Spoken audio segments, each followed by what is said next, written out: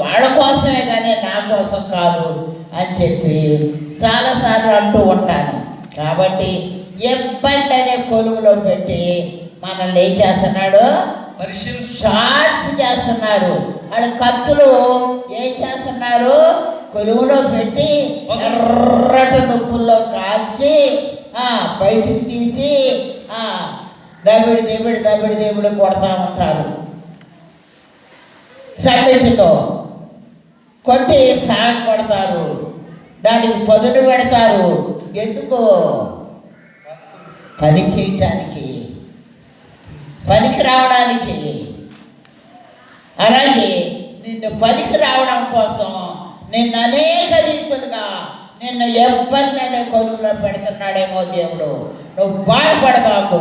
బాధపడితే ఉదయం ఎవరో చెబుతున్నారు, నువ్వు బాధపడొద్దమ్మా. నీకు సీట్ రాలేదని నువ్వు బాధపడుతూ ప్రార్థన చేయొద్దు. దేవా నీ చిత్తం జరిగించు, నాకు సీట్ అవసరం, కానీ నేను బాధపడను. నువ్వు ఇవ్వకపోతే, నువ్వు ఇస్తే సంతోషంగా తీసుకుంటాను అని చెప్పు తప్ప బాధపడుతూ అడిగితే అది నీకు ఎప్పుడు బాధగానే ఉంటుంది. పాప అలా చెయ్యొద్దని చెబుతుంది మా పాప. కాబట్టి ప్రియమైన దేవుడు బిడ్డలారా, దేవుడు కష్టాలు వచ్చినా నష్టాలు వచ్చినా దేవుడు మనతోనే ఉంటాడు. మన పనికొచ్చే వరకు చేస్తాడు. మనం షార్ప్గా ఉండేలాగా ఎవరు ఏ ప్రశ్న వేసినా సరే చక్కని సమాధానం మనలో నుంచి రావాలి. దేవుని మహిమ పరిచే సమాధానం మనలో నుంచి రావాలి తప్ప దేవుణ్ణి దూషించే విధంగా మనలో నుంచి సమాధానం రాకూడదు. దేవుడు మనకి ఏ తక్కువ చేసినా సరే, ఒకప్పుడు తక్కువ చేసినా మరొకసారి ఆయనే దీవిస్తాడు. కాబట్టి దేవుడు ఇవ్వలేదు అనేది ఎవరో బాధపడొద్దని మిమ్మల్ని బ్రతులాడి చెప్పుకుంటున్నా. అలాగే శ్రమలోనైనా సరే, బాధలోనైనా సరే, హింస అయినా సరే, కట్కమైనా సరే, మరి ఏదైనా సరే ప్రభు ప్రేమ నుండి నన్ను ఎడబాపునది ఏది లేదు. క్రీస్తు ప్రేమ నుండి మనల్ని ఎడబాపు వాడేవాడు ఎవరు ఎడబాపుతారు చెప్పండి? శ్రమ అయినను, బాధ అయినను, హింస అయినను, కరువైనను, వస్త్రహీనత, ఉపద్రవమైన, ఖడ్గమైనను, మన ఎడబాపున, మరణమైనను, జీవమైనను, దేవదూతలైన, ప్రధానులైన, ఉన్నవైనను, రాబోవునవైనను, అధికారులైన, ఎత్తైనను, లోతైనను, సృష్టింపబడిన మరి ఏదైనాను మన ప్రభువైన క్రీస్తు యేసునందు దేవుని ప్రేమనందు ఎడబాపని రూఢిగా నమ్ముచున్నాం. ఆయన ప్రేమ నుండి మనల్ని ఏది వేరు చేయలేదు. రోమా 8:35. ఆయన ప్రేమించాలనుకుంటే ప్రేమిస్తాడు తప్ప మనల్ని ఇబ్బంది పెట్టడైనా. మంచి దేవుని కలిగి ఉన్నాం మనం. కాబట్టి మంచి జీవితాన్ని జీవించి దేవుని మహిమపరచండి. ఏది కనపడినా దొంగతనం చెయ్యాలనుకోబాకండి. ఒక పాట ఉంది, మా అత్తగారు పాడేవాడు, దొంగలై మీరుండరాదు, దొంగతనము చేయరాదు, దొంగలై మీరుండరాదు, దొంగలకు దొరకదు పరలోకము, దొంగలకు దొరకదు పరలోకము. ఒకనొక ఊరిలోన చదువు పాడు కొద్దిగా వస్తే. ఒకనొక పాదిరయ్య ఒక పని చేసినాడు పాదిరి, ఒక పని చేసినాడు పాదిరి. ఆదివారం పొద్దున లేచి అటు ఇటు చూచినాడు, అరవకుండా పట్టినాడు కోడిని, దాని గంప కింద దాచినాడు పాదిరి. గబా గుళ్ళోకి వెళ్ళి గణ గణ కొండలు చెప్ప మొదలు పెట్టెను ప్రసంగము, దాని చెవులు విప్పి ఆలకించి సంగము. అయ్యలా దొంగతనము చేయరాదు, దొంగలై మీరుండరాదు, దొంగలకు దొరకదు పరలోకము, దొంగలకు దొరకదు పరలోకము. ఏం చెప్తున్నాడయ్యా? దొంగతనం దొంగతనం చేయకూడదు, దొంగతనం చేశాడు, కోడి పట్టుకున్నాడు, అరవకుండా పట్టుకున్నాడు, గంప కింద దాచుకున్నాడు.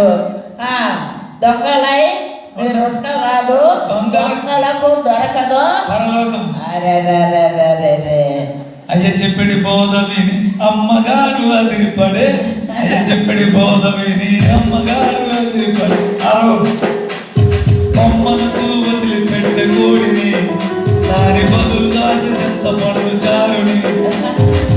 ఏం చేసింది అమ్మగారు? అయ్యగారు బాబు, అయ్యగారు దొంగతనం చేయకూడదు అంటున్నారు, ఆ దొంగలు మీరు ఉండకూడదు అంటున్నాడు. అరే ఈ కోడిని ఇక్కడ ఉంది, ఇది దొంగతనం కోడి అని గబగబా గంపలు వేపేసి కోడిని వదిలిపెట్టి నాలాంటిది అయ్యి ఉంటుంది. వదిలేసింది, వదిలేసి పోనీ అని చింతపండు చారు పెట్టింది. చింతపండు చారు పెడితే అయ్యగారు ఏది కోడేది ఏమిటి వేసావా వడ్రా అంటున్నాడు. అలాంటి బోధకులా, అలాంటి బోధ చేస్తున్నారా, అలాంటి బ్రతుకుతున్నారా?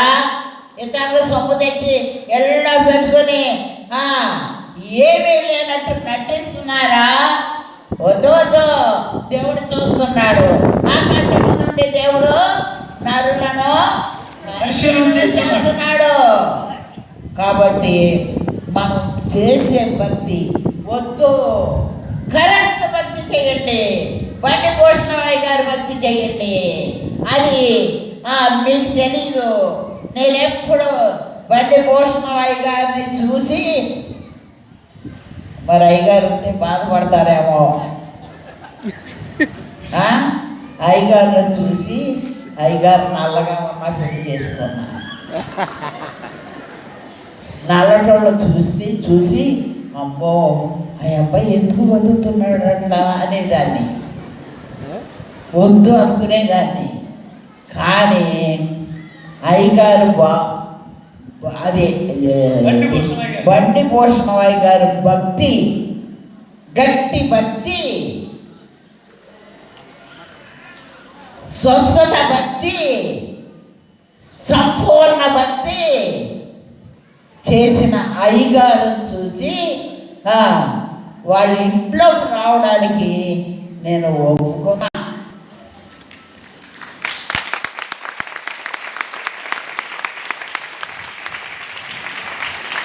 నాకు ఆ నలుపు కనిపించలా.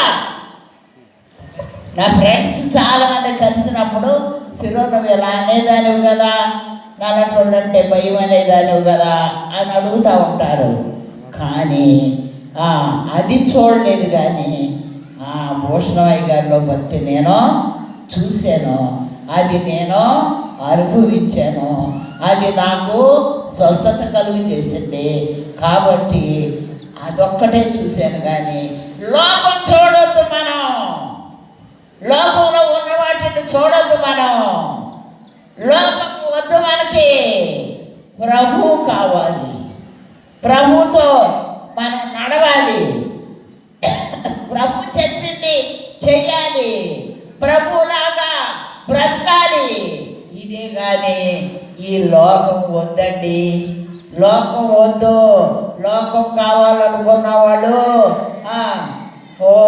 పాటలు అసలు ఎట్లా ఉంటాయి అంటే, మా ఇల్లు ఎట్లా ఉంటుందంటే అన్నీ చుట్టూ పాటలే, పద్దాక ప్రార్థనలే, చుట్టూ మమ్మల్ని చూసి పెట్టారా వీళ్ళు, దేవుణ్ణి చూసి పెట్టారా నాకు తెలియదు. కానీ చుట్టూ ఆరాధనలే. మేమే పారిపోయి ఇటు వస్తున్నాం. ఆ గొల్లి లేక, ఆ గొడవ పడలేక సరైన బాధ చేసుకుందాం, సరిగ్గా మనుషులు సిద్ధం చేసుకుందాం, సరిగా భక్తుల్ని చేద్దాం అని ఇలాంటి ప్రశాంతమైన స్థలానికి వచ్చి మీకు చక్కగా బోధించాలని ఆశతో అయ్యగారు ఏర్పాట్లు చేస్తూ ఉన్నారు.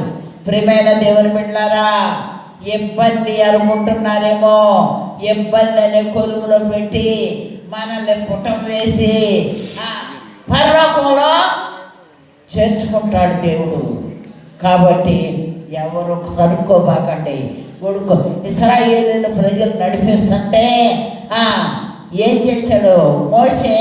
ఇశ్రాయేలు ప్రజలు నడిపిస్తుంటే ఈ మోషే అది ఆ ఎట్టి సాగిరి చేసుకుంటేనే బాగుండేది, అదే బాగుంది.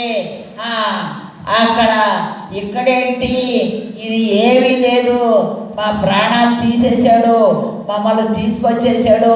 పరలోకంలో చేర్చాలనుకున్నాడా లేకపోతే వాళ్ళని బాధ పెట్టాలనుకున్నాడా మోషే? కనాన్లో చేర్చాలి. ఆయన సొంత తండ్రి దగ్గరికి తీసుకురావాలి, యేసై దగ్గర అప్పచెప్పాలి అని అనుకున్నాడు. కానీ వాళ్ళ బాధ పెట్టాలని అనుకోలేదు. ప్రియమైన దేవుని బిడ్డలారా, మనము బాధ కాదు, ఇది ప్రశాంతమైన వాతావరణంలో కూర్చుని మీరు ఎప్పుడైనా రండి, కుటుంబాలతో రండి, ఇక్కడ ఉండండి, ప్రార్థన చేసుకోండి. ఎన్ని రోజులు మీరు ప్రార్థన చేసుకుని ప్రభువుని కలుసుకుని వెళ్తారో కలుసుకుని వెళ్ళండి, ప్రభువుని కలుసుకోండి. సెలవులు అయిపోయినాయి, కానీ కుటుంబాలతో వస్తే ఎంత బాగుండేదో. వేసవకాలం సెలవులు వస్తే నా 7 పిల్లలు, నేను, ఇమ్మి, సజ్జరావు, మరి ఇంకెవరున్నారు, భూషణం, ఇంకా కొంతమంది ఉండేవాళ్ళు, పురుషోత్తం, ఇలాంటి వాళ్ళు ఎవరో ఉండేవాళ్ళు. ఉంటే వాళ్ళందరూ మేమందరము ఎక్కడ పడితే అక్కడ బాకరించి సమయం దొరికింది. బడి లేని రోజులు, ఉద్యోగం లేని రోజులు, కాబట్టి కడుపు నిండా ఆహారం తిన్నట్టు కడుపు నిండా ప్రార్థన చేసుకునేవాడు, హృదయం నిండా ప్రార్థన చేసుకునేవాడు, హృదయాల్లో కడుక్కునేవాడు, సిద్ధంగా ఉండేవాళ్ళము. ప్రతి ఉదయం లేచి ఆ మందిరంలోనికి వచ్చి గంట సేపు కన్నీరు మున్నీరుగా ఏడ్చి ప్రార్థన చేసుకుని ప్రశాంతమైన హృదయంతో నేను స్కూల్లోకి వెళ్ళేదాన్ని. ఉన్నారంట, ఇమ్మి వాళ్ళ నాన్నగారు కూడా ఉన్నారు, నిజమే. కాబట్టి ప్రియమైన దేవుని బిడ్డలారా, మనకు సమయం వచ్చినప్పుడు ప్రభువును కలుసుకుందాం. స్నేహాలు వద్దు, స్నేహాలు చెయ్యండి, కానీ వాళ్ళను కూడా ప్రభువులాగా మార్చే లెక్కైతే స్నేహం చెయ్యండి. ఏ విధంగా మన జీవితాల్లో మనం దేవుణ్ణి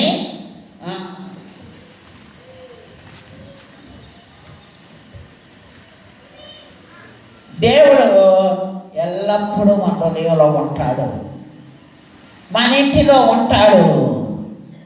ఎప్పుడు ఉంటాడు? పోట్లాడుకుంటే ఉంటాడా? ఆయనకు భయం పోట్లాడంటే, ఆయనకు భయం. భార్యాభర్తలు పోట్లాడుకుంటే ఉండడం, బిడ్డలు పోట్లాడితే ఉండరు, వెళ్ళిపోతాడు ఆయన. కాబట్టి మన ఇళ్ళుని శుభ్రంగా, అంటే శుభ్రం అంటే తుడుచుకోవడం శుభ్రం అనుకుంటున్నారు, కడుక్కోవటం శుభ్రం అనుకుంటున్నారు, మురికి లేకుండా ఉండటం శుభ్రం అనుకుంటున్నారు. కానీ ఆ శుభ్రం కాదండి, ఈ శుభ్రం. హృదయ శుద్ధి గలవారు ధన్యులు, వారు దేవుణ్ణి చూస్తారు. హృదయ శుద్ధి చూడండి, హృదయ శుద్ధిగా ఉంచుకోండి. మాట అనాలనిపించిందా? చాలాసేపు మాట అనుకోకుండా బిగబట్టుకుంటాను నేను. దానికి జవాబు చెప్పాలి అనిపిస్తుంది, చెప్పాలనిపిస్తుంది, కానీ చెప్పేమనుకో ఏ గొడవ వస్తుందో, ఎందుకులే ఈ మాటకి జవాబు చెప్పుకోకుండా ఉండటమే రైట్ అనుకుంటూ నెమ్మదిగా అలా ఊరుకుంటూ ఉంటాను చాలాసార్లు. కాబట్టి చిక్కులు వస్తాయి, కష్టాలు వస్తాయి, పిల్లల నుంచి వస్తాయి, పెద్దల నుంచి వస్తాయి, ఇరుగు పొరుగు వారి నుంచి వస్తాయి, విశ్వాసాల నుంచి వస్తాయి, అన్నిటి నుంచి వస్తాయి. వచ్చిన వాటన్నిటినీ నువ్వు అక్కడ నా దగ్గరకు రావాకు, నా చుట్టూ అగ్ని ఉంది, నా చుట్టూ దేవుడు ఉన్నాడు, నువ్వు దూరం ఉండు అంటున్నారా? ఆహ్వానిస్తున్నారా? ఆహ్వానించబాకండి, ఆపదలను ఆహ్వానించండి. ఆహ్వానించము ఆపదలు, అంటుకొను అల్లుకొను సత్యం. సత్యం.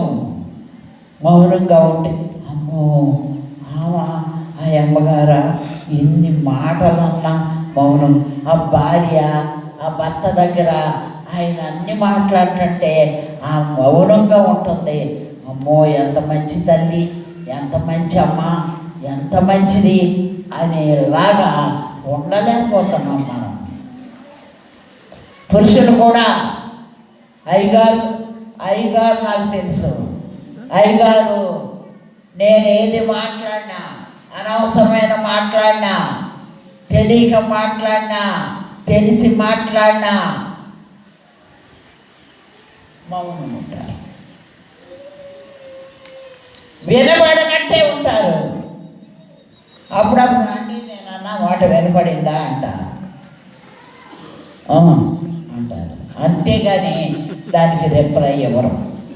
కాబట్టి ఈ విధంగా కుటుంబాలను కట్టుకోవటం, పిల్లలను పెంచుకోవటం ఈ చేయవలసింది స్త్రీ కనుక స్త్రీగా నీవు అన్ని విషయాల్లోనూ పిల్లలకు నేర్పించుకునే విషయాల్లోనూ విద్య నేర్పిస్తున్నాం, ఉద్యోగాలు వచ్చేలాగా చేస్తున్నాం, కానీ భక్తి నేర్పించలేకపోతున్నాం. భక్తి చేయటంలో మీ పిల్లోడు ఏం చేస్తున్నాడు అయ్యా అంటే ఉద్యోగం చేస్తున్నాడమ్మా, 1,00,000 రూపాయలు జీతం వస్తుందమ్మా అంటారు. ప్రార్థనకి వెళ్తున్నాడా అంటే సమయం లేదమ్మా, ప్రార్థనకి వెళ్తానికి సమయం లేదు, ఉద్యోగం చేస్తానికి సమయం ఉంది. 1,00,000 రూపాయలు సంపాదించే సమాధానం ఉంటుందా నీ ఇంట్లో? సమాధానం ఉంటుందా? నీ కొడుకు నీ మాట వింటాడా? నీ కూతురు నీ మాట వింటుందా? వినరు. కాబట్టి పిల్లలు చదువుకోవడమే కాదు కానీ వాళ్ళకి కొన్ని మంచి విషయాలను నేర్పించాలని, మంచి విషయాన్ని నేర్పించాలని నేను కోరుకుంటూ ఉన్నాను. ప్రియమైన దేవుని బిడ్డలారా, మరి దేవునితో కలిసి నడిచే వ్యక్తులుగా సత్క్రియలకు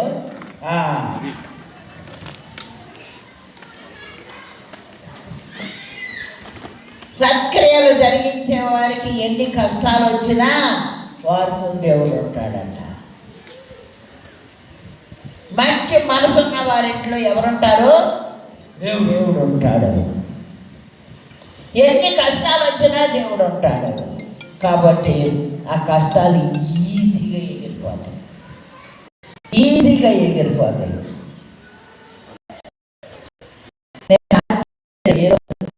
ఈరోజు చాలా ఆశ్చర్యపడ్డాను. మన ఒకరోజు అయ్యగారు ఎక్కడికో వెళ్ళారు, డ్రైవర్ లేడు, ఒక డ్రైవర్ లేడు, రెండో డ్రైవర్ లేడు, మూడో డ్రైవర్ లేడు.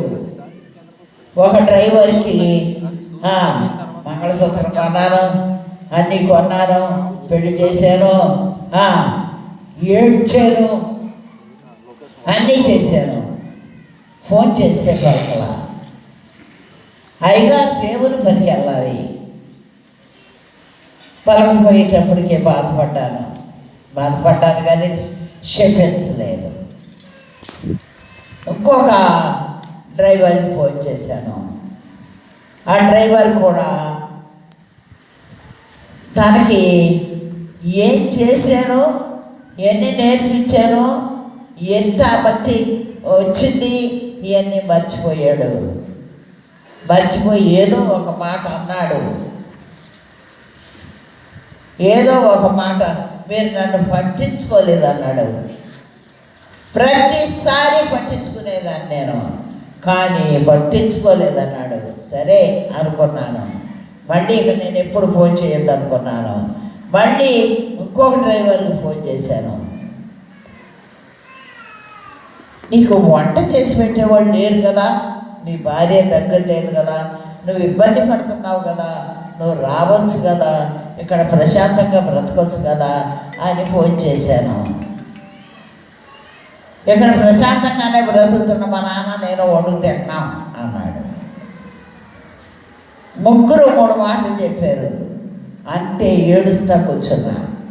ప్రభా నీ చిత్తం అయితే ఎవరిని తీసుకొస్తావో, దేవుడికి ఇష్టమైతే కొండ మీద కోతిని తిప్పుతాడు, చేయగలడు ఆయన. నాకు తెలుసు ఆ విషయాలు. ఎవరో ప్రయాసపడితే ఎవరో అని కాదు, కానీ దేవుని చిత్తం లేకుండా ఎవరో ప్రయాసపడినా ఏది జరగదని నాకు తెలుసు. ఇక్కడ ఉదయం డ్రైవర్ కనపడుతున్నాడు. ఏంటి డ్రైవర్ వచ్చాడు, ఇట్లా అన్నాడు కదా అనుకుని బాధపడ్డా.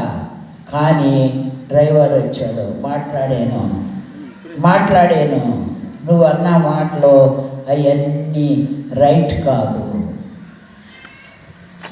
కాదు నాన్న, నువ్వేమనుకోవద్దు అని చెప్పాను.